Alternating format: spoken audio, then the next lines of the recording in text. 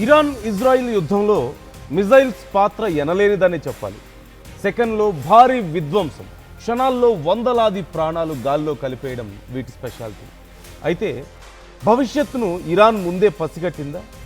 చిన్న దేశమని చిన్న చూపు చూసే అగ్రరాజ్యానికి గట్టిగా స్ట్రోక్ ఇచ్చేందుకు ఎప్పుడో ప్రణాళిక రచించిందా?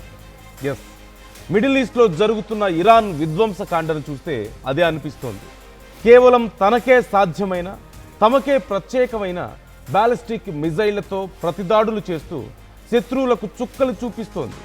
అయితే ఇంతకీ బ్యాలిస్టిక్ మిజైళ్ల ప్రత్యేకతలేంటి? ఎంత ఖర్చుతో తయారవుతున్నాయి? లక్ష్యాన్ని ఎన్ని సెకండ్లలో పడగొడతాయి? బ్యాలిస్టిక్ క్షిపణి కంప్లీట్ ఇంజిన్తో కూడుకున్న ఒక పవర్ఫుల్ వెపన్ అని చెప్పాలి. వీటిని నేలపై నుంచి కానీ సబ్మరైన్స్ నుంచి కానీ ప్రయోగిస్తారు. భూమిపై నుంచి వదిలితే ఒక విల్లు మాదిరిగా ఉంటుంది బ్యాలిస్టిక్ మిజైల్స్ ప్రయాణం. అంటే అమాంతం పైకి లేచి టార్గెట్ సమీపించే సమయానికి అమాంతం హిట్ చేయడం దీని స్పెషాలిటీ. పైకి లేచినప్పుడు మాత్రమే దీనికి ఇంజిన్ అవసరం.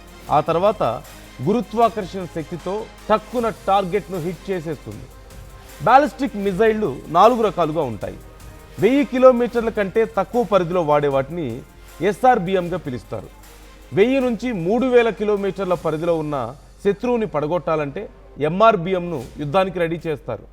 3000 నుంచి 5500 కిలోమీటర్ల పరిధిలోని టార్గెట్ ఛేదించాలంటే IRBM తెరపైకి వస్తుంది. ఇక లాస్ట్ బట్ నాట్ లీస్ట్, ఇవి ఖండాంతర క్షిపణులు.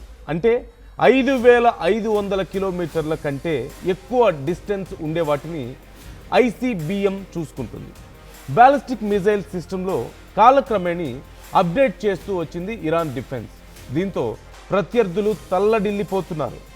ఒక్కొక్క మిజైల్ ఒకే సమయంలో ఒకే దాడిలో ఎక్కువ లక్ష్యాలను ఛేదించగలిగే అసాధారణమైనటువంటి పేలుడు సామర్థ్యం కలిగి ఉంటుంది.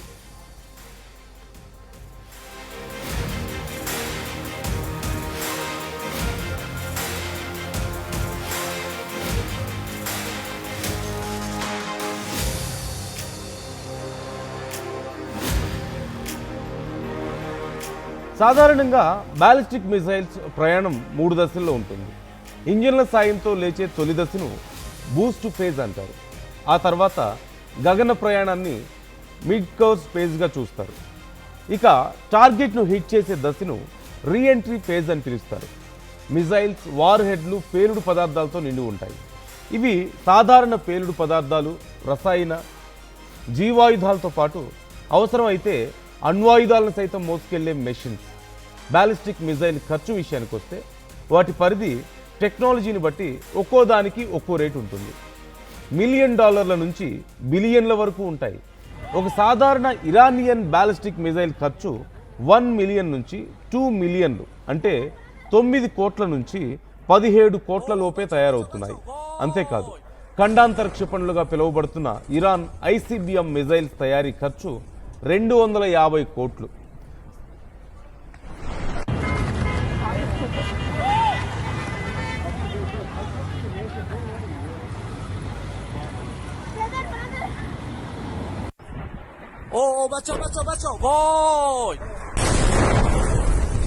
శత్రు మిజైల్స్ గగనతలంలో ఉండగా వాటిని పేల్చేసే వాటికైతే కొంచెం తక్కువ ఖర్చు అవుతుంది. యాంటీ బ్యాలిస్టిక్ ఇంటర్సెప్టర్ మిజైల్స్కి అయితే తక్కువలో తక్కువగా 100 కోట్ల వరకు ఖర్చు అవుతుంది. వాస్తవానికి ఇప్పుడు మిడిల్ ఈస్ట్లో వార్లో ఇరాన్ క్షిపణులే అత్యంత చవకైనవి, అలాగే చాలా యాక్యురేట్గా ఉన్నవి. మన దేశ రక్షణ వ్యవస్థ దీనికి సంబంధించి క్లియర్గా అబ్జర్వ్ చేస్తుంది. ఈ క్రమంలో ఇరాన్ క్షిపణులను గాల్లోనే మట్టుబెట్టడం కోసం తాము ఉపయోగించేటువంటి ఇంటర్సెప్టర్ మిజైల్ కోసం అమెరికా, ఇజ్రాయెల్ అంతకు మించి ఖర్చు చేయాల్సి వస్తుంది. సో ఇరాన్ తన శత్రువుని ఆర్థికంగా కూడా దెబ్బతీస్తుందనే చెప్పాలి.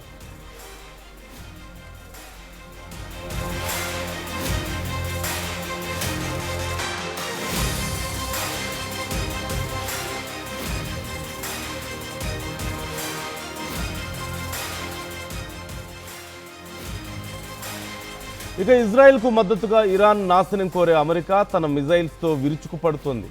ఇప్పటికే టెహ్రాన్ను బూడిద చేసిన అమెరికా మిజైల్స్ కాస్ట్లీయే కాదు, ఒక్కొక్క మిజైల్ది ఒక్కో చరిత్రగా చూడొచ్చు.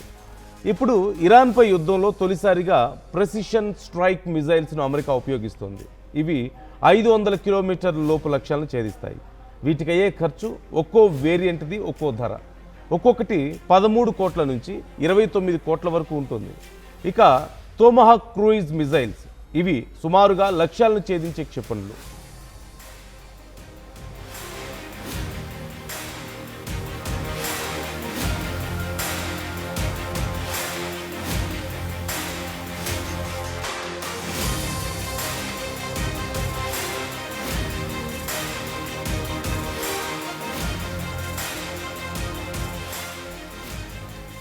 ఇక తోమహాక్ క్రూయిజ్ మిజైల్స్, ఇవి సుదూర లక్ష్యాలను ఛేదించే క్షిపణులు.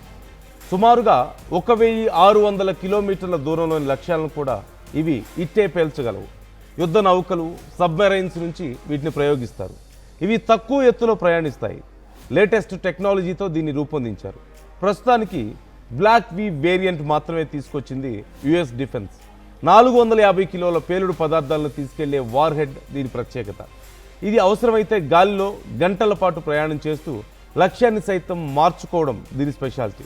ఫిబ్రవరి 28న మినాబ్లోని స్కూల్ను అటాక్ చేసి 165 మంది బాలికల ఊపిరిని ఒక్క క్షణంలో తీసేసింది అమెరికాకు చెందిన ఈ తోమహాక్ మిజైలే. వీటి ధర ఒక్కొక్కటి 12 కోట్ల నుంచి 20 కోట్లుగా యుఎస్ డిఫెన్స్ పేర్కొంది. అమెరికా వద్ద ప్రస్తుతం 4000కు పైగా తోమహాక్ క్షిపణులు ఉన్నాయంటూ తెలుస్తోంది.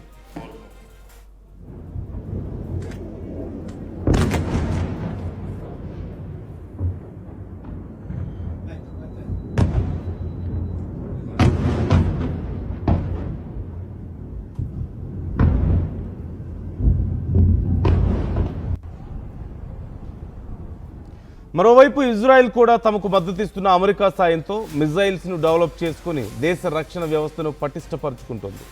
ప్రధానంగా జెరికో సిరీస్ మిజైల్స్ను వాడుతోంది ఇజ్రాయెల్. 500 కిలోమీటర్ల లోబడి టార్గెట్ను ఛేదించే జెరికో 1 వేరియంట్ను ఇజ్రాయెల్ ప్రస్తుతం వాడడం లేదంటూ తెలుస్తోంది.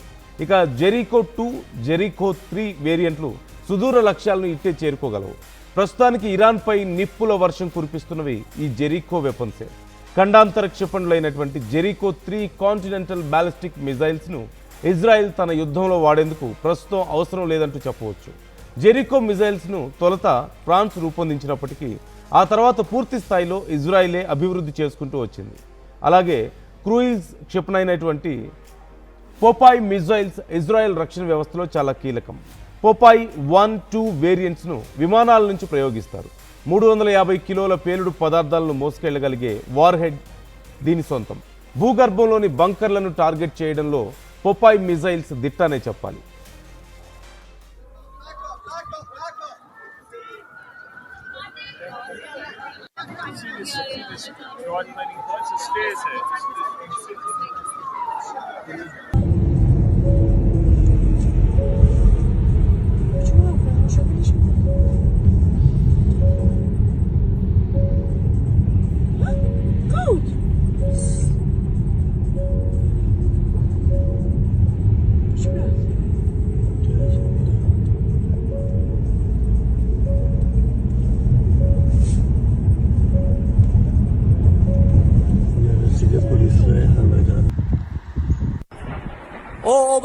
بچه بای